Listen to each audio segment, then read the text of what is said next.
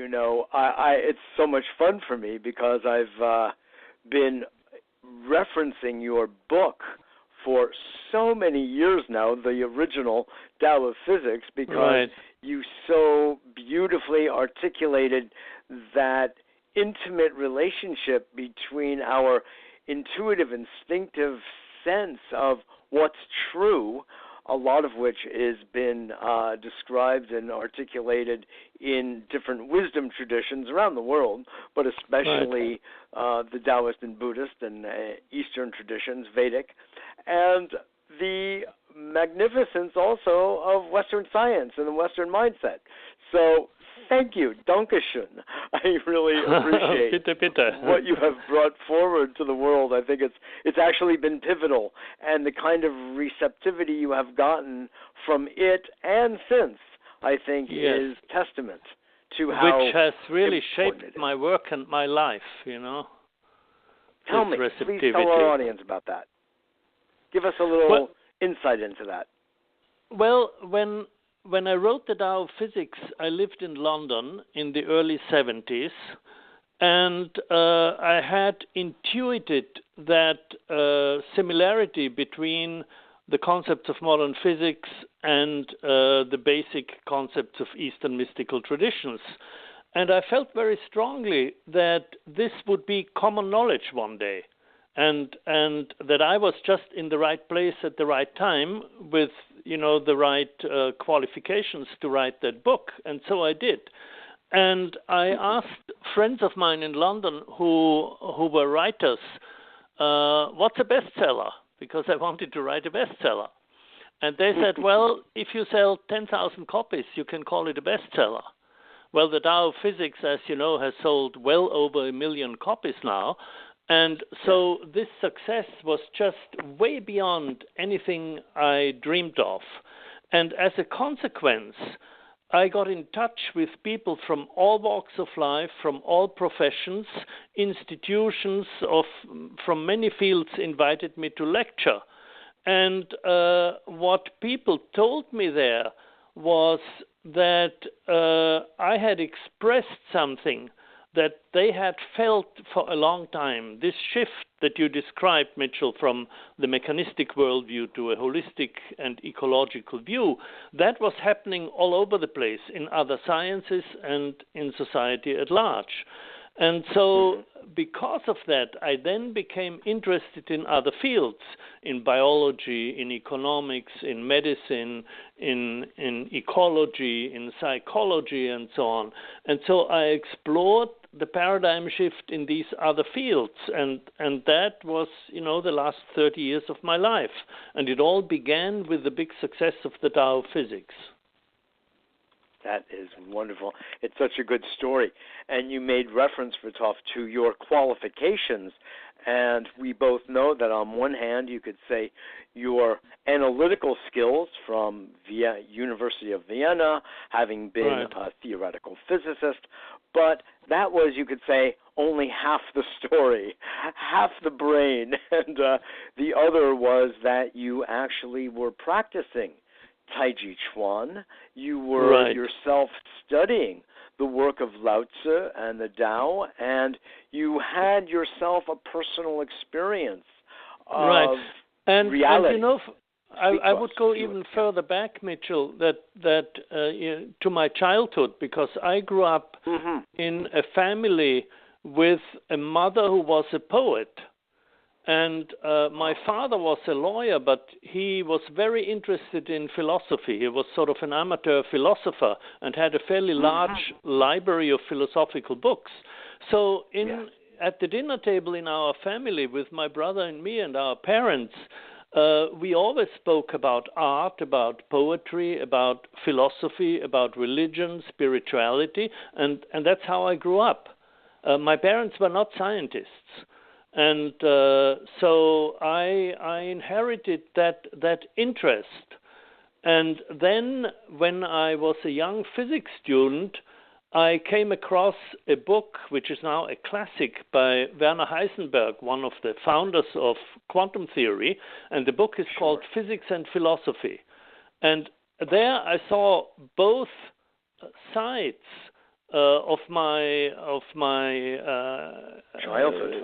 childhood and inheritance in this title. And naturally, I was very interested. And in this book, Heisenberg describes very vividly how a handful of physicists faced a very unexpected and mysterious reality, the reality of atomic and subatomic physics, and how it forced them to think in an entirely new way, to create a new language, new concepts, new ideas. And that fascinated me from my days in Vienna as a physics student. And then later on, 10 years later, I realized that this new reality was actually very similar to the reality described in mystical traditions. And that's how I came to write the book.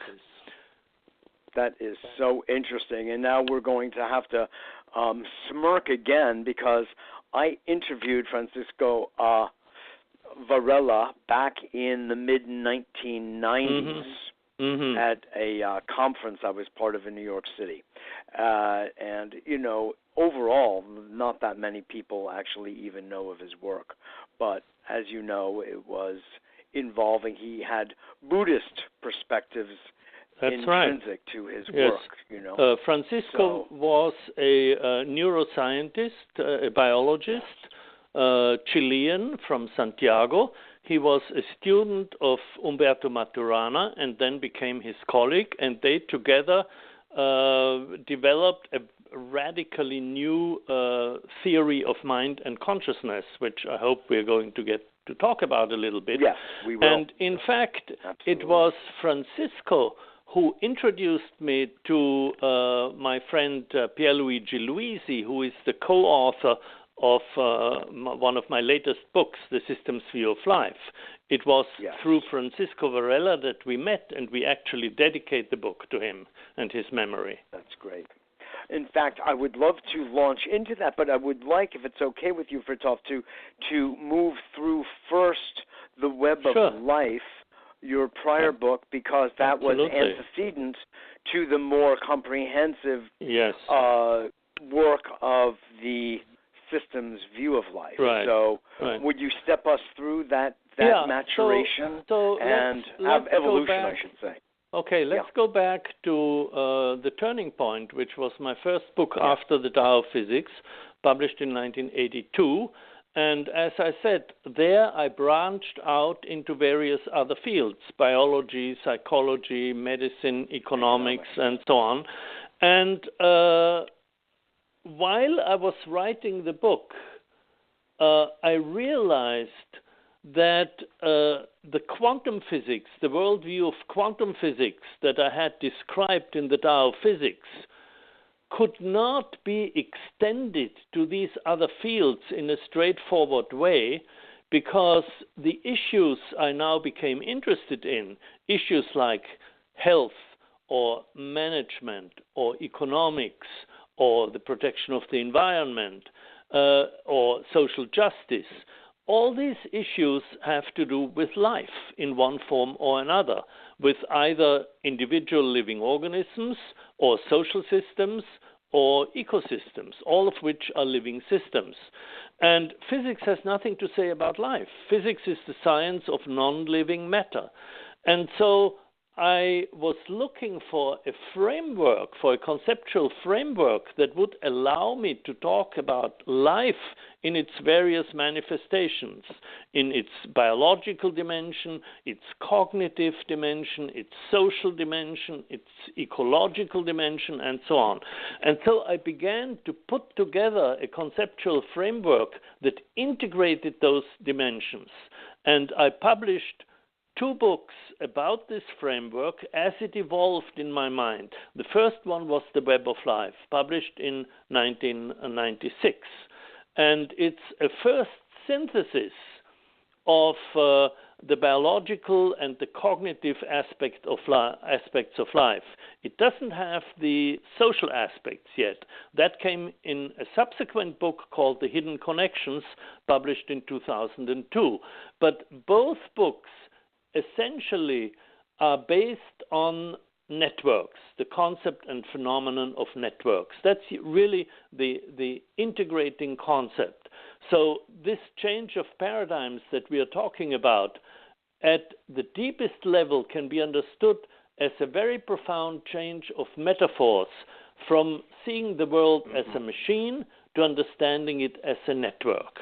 We know today that the network is the basic pattern of organization of all living systems. And that's my integrating concept. And this is why the book is called The Web of Life. Yes, that's beautiful.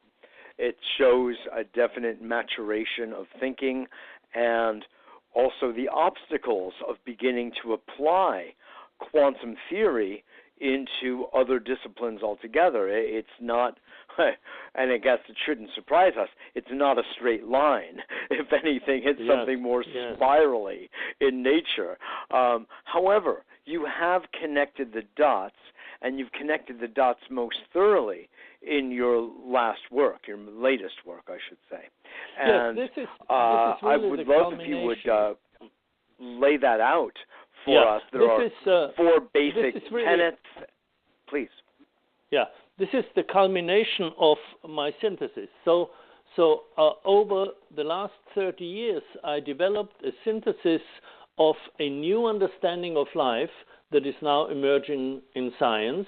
A synthesis, as I said, that integrates the biological, the cognitive, the social, and the ecological dimensions of life. And just to summarize it in a nutshell, at the forefront of contemporary science, the universe is no longer seen as a machine composed of some elementary building blocks. We have discovered that the material world ultimately is a network of inseparable patterns of relationships. We have also discovered that the planet as a whole is a living, self-regulating system. That's the famous Gaia theory. Correspondingly, the view of the human body as a machine and of the mind as a separate entity are being replaced by one that sees not only the brain and the nervous system, but also the immune system, the bodily tissues, and even each single cell as a living cognitive system. So a tremendous change.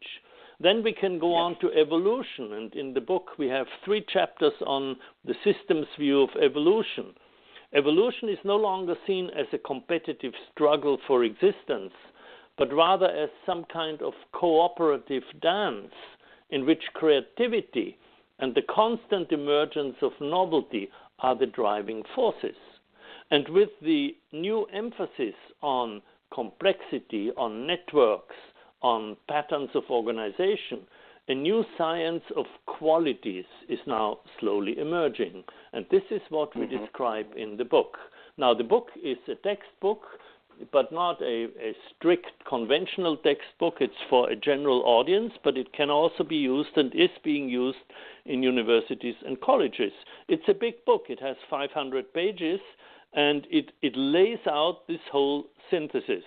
And my co-author, Pier Luigi Luisi, is a biochemist, so there's quite a bit of biochemistry in it, biology, as I said, theory of evolution, and so on. So he brought that part to it.